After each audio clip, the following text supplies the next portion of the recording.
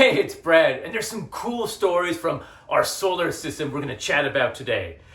Now, the first one is about getting people safely to Mars. Now, one of the big tricks of sending anything, and really in particular people, to Mars is the people. We have to feed them, we have to keep them healthy. Obviously you want people to survive and thrive on Mars, and this is a big part of the work that NASA and other space agencies are doing. And this week, two potential problems have been coupled into one potential solution, and that is creating special lettuce. So no, I just mean lettuce that is injected with a little bit of special protein. So what do we mean? Well, when we're talking about sending people into space, right now they send their food up from Earth. So they sometimes get fresh foods and vegetables, sometimes they even get a birthday cake. But usually it's ready-to-eat meals. It's kind of like living and being a student. There's a lot of almost 2-minute noodles style things. Not quite, but it's that sort of idea.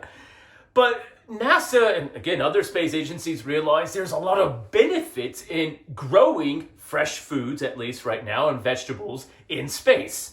Now, the most practical part is that if you can grow things in space, you have a sustainable food source.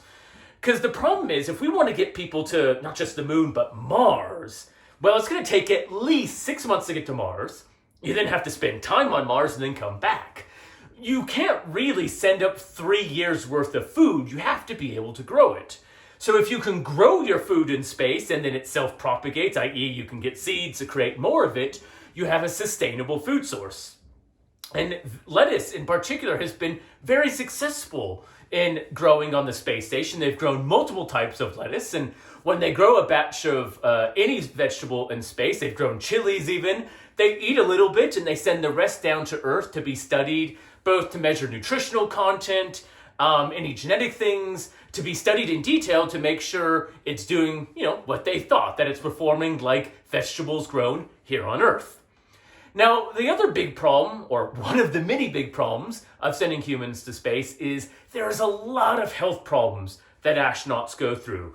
A lot of the work going on in the International Space Station with long-term space flights, so 6 months or even a year, is what sort of health problems, what sort of changes do the astronauts go through?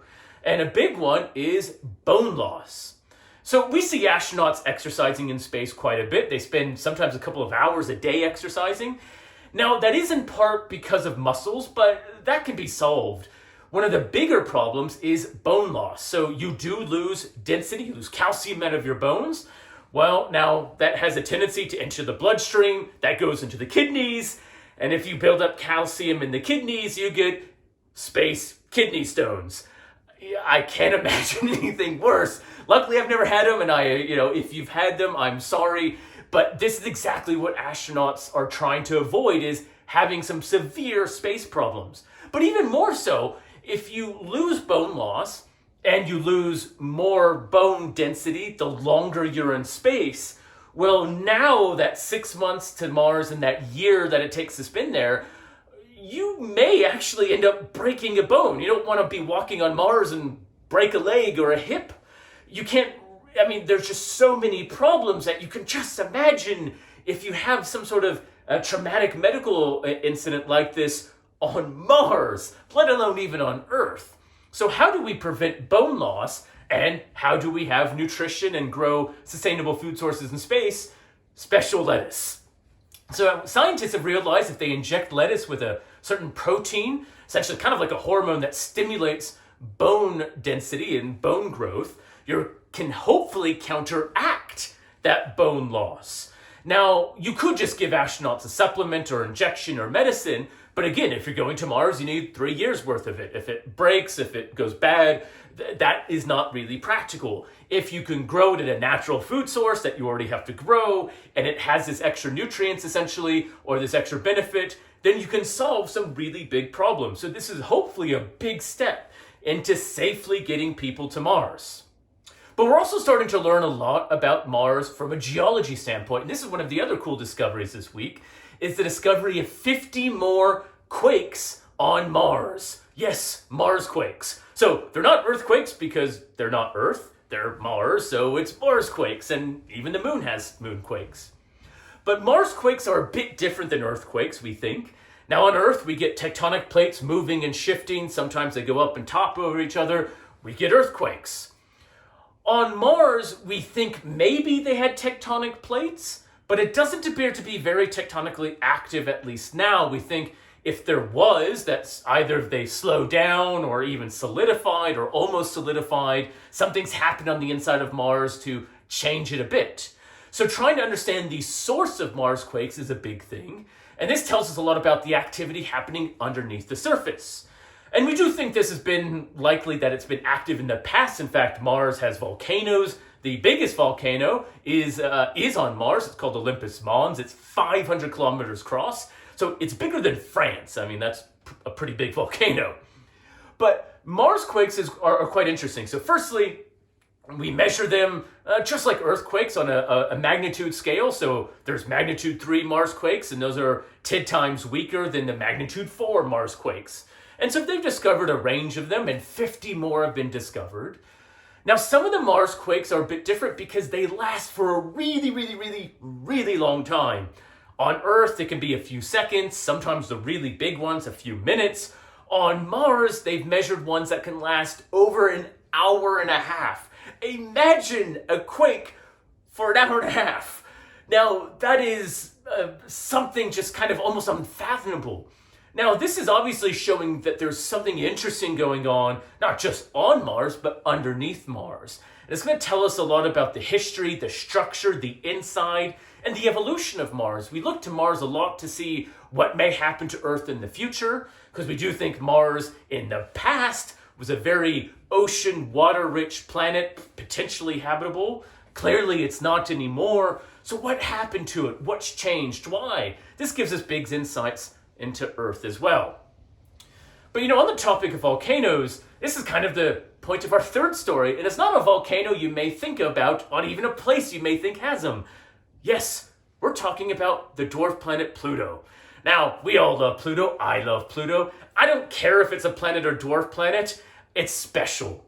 And it's special because it has cryovolcanoes. It has ice volcanoes. Yes, volcanoes that can erupt ice or made of ice. So how do you even get something like this? Well, Pluto, yes, it is far away. It is a cold object, a dwarf planet, whatever you want to call it. It's a special Pluto.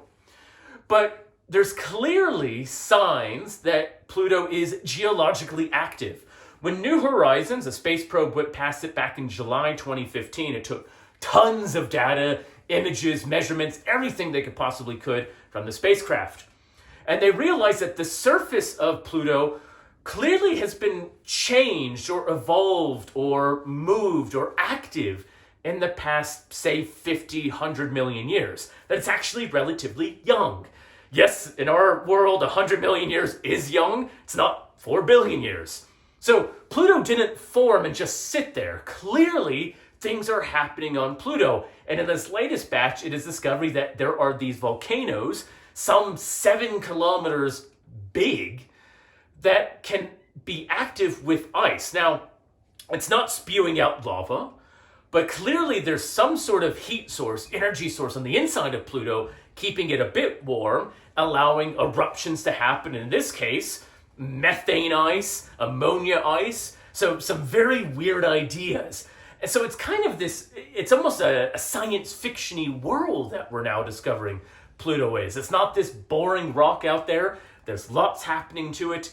And getting insight again into how Pluto is at least warm on the inside, how is it active, how do these volcanoes form, gives us big insight into the history of any planet or dwarf planet or moon, because volcanoes are quite common in our solar system. Mars has a big one and a few. Pluto has some. There are moons of Jupiter and Saturn that have active volcanoes as well, and they all look and act a little bit different.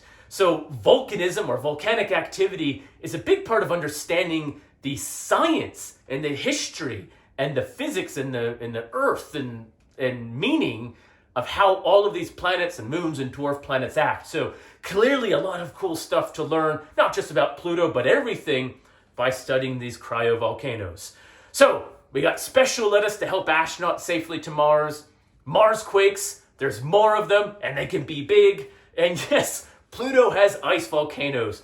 It's an amazing world in space. So check out and keep on tuning to the YouTube channel or Facebook to keep hearing about these awesome discoveries and more.